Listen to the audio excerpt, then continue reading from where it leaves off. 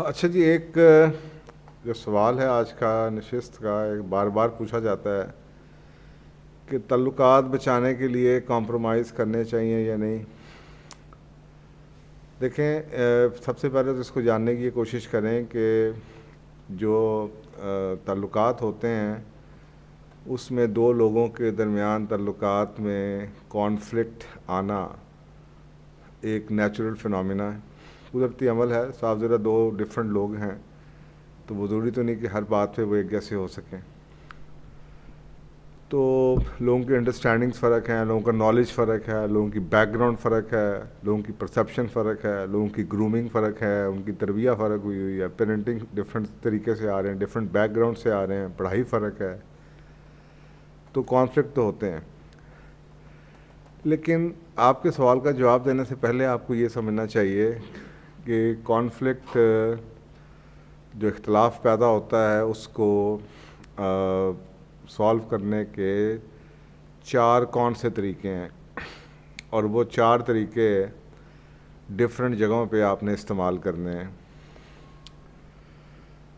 पहला तरीका तो हम कहते हैं अवॉइडेंस का।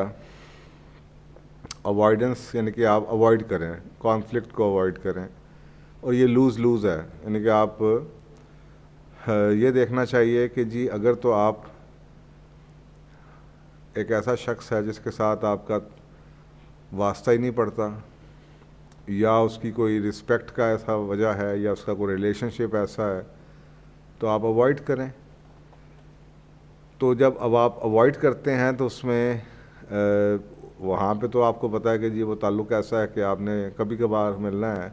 लेकिन जब आपके इंटरपर्सनल कॉन्फ्लिक्ट इस तरह के आ जाएं कि जो एक बहुत करीबी हों, तो वहाँ पे अवॉइडेंस की स्ट्रेटजी नहीं चलती। वहाँ पे आप अवॉइड नहीं कर सकते। जिस शख्स से आपने महीने में एक दफ़ा या साल में 2 दफ़ा मिलना, उसे तो आप अवॉइड कर सकते हैं।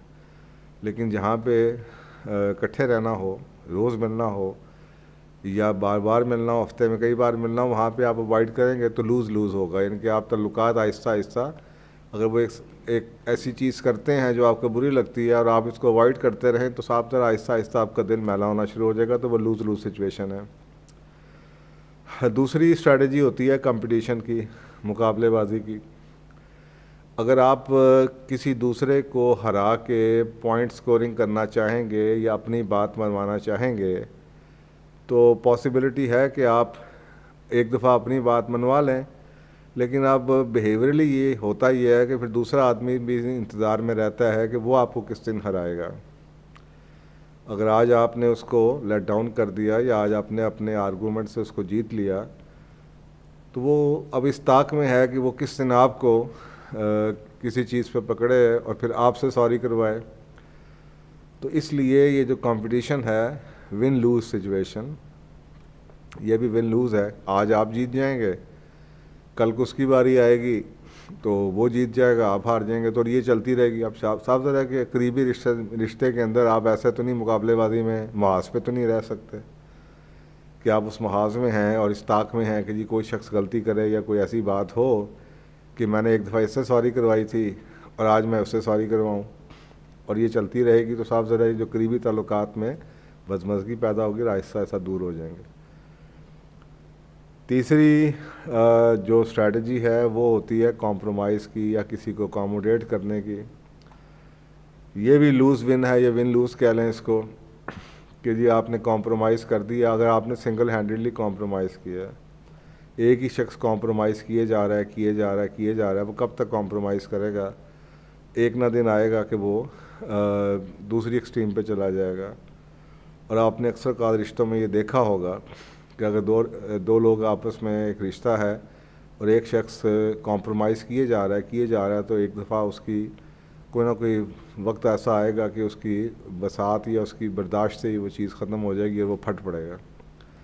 तो अल्टीमेटली ये स्ट्रेटजी वक्ती तौर पे तो आप कॉम्प्रोमाइज़ कर सकते हैं या किसी को अकोमोडेट कर सकते हैं जो ताल्लुक़ इतना ज़्यादा दूर का ना हो, लेकिन बहुत करीबी ताल्लुक़ में लॉन्ग टर्म ये स्ट्रेटजी ये भी कामयाब नहीं है।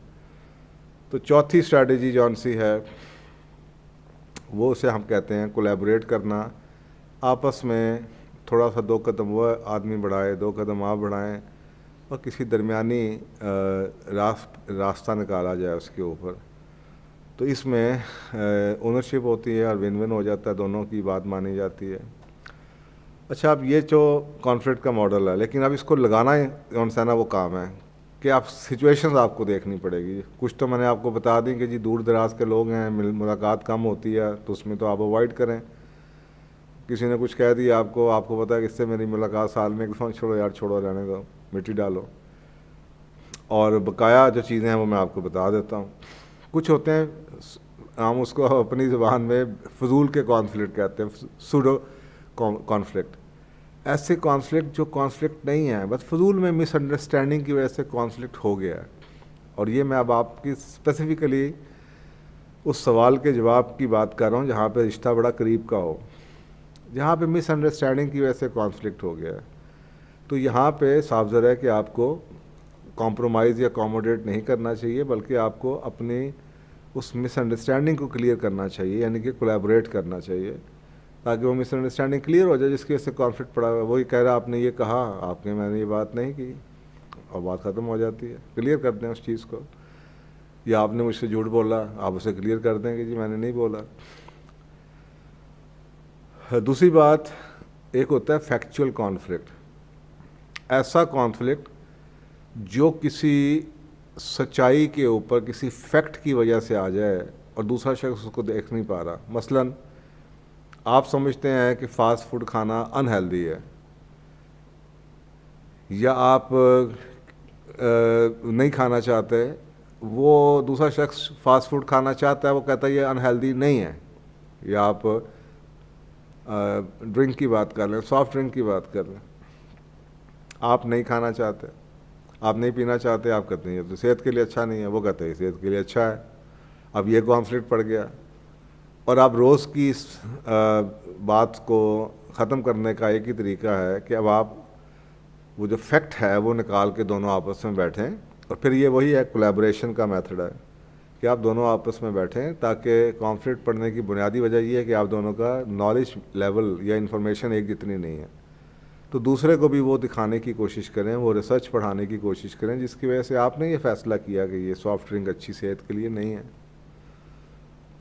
तो वो भी जब उसको पता चल जाएगी तो हो सकता है कि वो बदल जाए या बदलने की कोशिश करे, या एटलीस्ट आपको कहना छोड़ दे। तो ये दूसरी किस्म का कॉन्फ्लिक्ट है। तीसरा कॉन्फ्लिक्ट होता है जो आदात का या पर्सनैलिटी की, शख्सियत की कुछ जो ट्रेट्स होते हैं उसकी वजह से होता है। मसलन एक शख्स है अनऑर्गेनाइज्ड है, मियाँ बीवी हैं, उनमें से एक शख्स अनऑर्गेनाइज्ड है, बहुत ही कैजुअल है, वह चीज़ें भूल जाता है, चीज़ों का ध्यान नहीं करता, सारे घर में चीज़ें बिखरी पड़ी होती हैं। या बहुत ही बातूनी है, आप कोई बात पेट में नहीं रहती, आप चाहते हैं वो बात ना बताई जाए, वो बात बता देता है। अब ये पर्सनैलिटी के ट्रेट्स हैं, इस पे आप कॉम्प्रोमाइज़ कर सकते हैं, क्योंकि आपको पता है कि अब ये एक हैबिट है और ये आदत पड़ी हुई आहिस्ता आहिस्ता ख़त्म हो जाएगी। आप इसको फ़िलहाल वक्ती तौर पे कॉम्प्रोमाइज़ कर दें, नाराज़गी का इज़हार कर दें, समझाने की कोशिश करें, आहिस्ता आहिस्ता बदलने की कोशिश करें, कोशिश करते रहे, लेकिन इसकी गारंटी कोई नहीं है। अभी छोटी बातें हैं कि जी एक बंदा